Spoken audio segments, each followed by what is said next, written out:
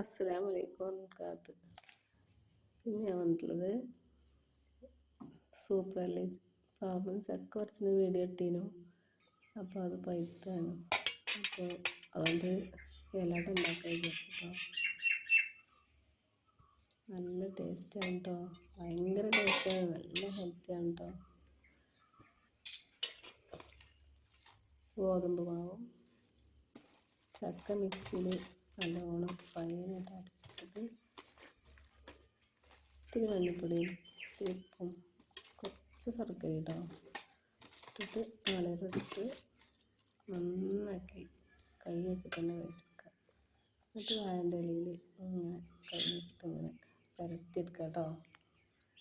നല്ല ടേസ്റ്റാണ് കേട്ടോ, പെട്ടെന്ന് ഉണ്ടാക്കിയെടുക്കുക, 5 മിനിറ്റ് കൊണ്ട് ഉണ്ടാക്കിയെടുക്കുക കേട്ടോ. നല്ല ടേസ്റ്റാണ്, എല്ലാവരും ഉണ്ടാക്കിയിട്ടുണ്ടോ. നമ്മളിവിടെ ഇപ്പോൾ ചക്ക ഉണ്ട്, എല്ലാ സ്ഥലത്തും ചക്ക ആയി വരുന്നുള്ളതാവും. മാഷാ അല്ലാഹ്, അൽഹംദുലില്ലാ. ഇതേപോലെ എല്ലാം നമുക്ക് പരത്തിയെടുക്കാം കേട്ടോ. മൈക്കല്ലാത്തതുകൊണ്ടാണ് കേട്ടോ സൗണ്ട് ഇല്ലാത്തത്. പരത്തിയെടുക്കുക, ഓരോന്നായിട്ട് പരത്തി ഇങ്ങനെ എടുക്കുക കേട്ടോ.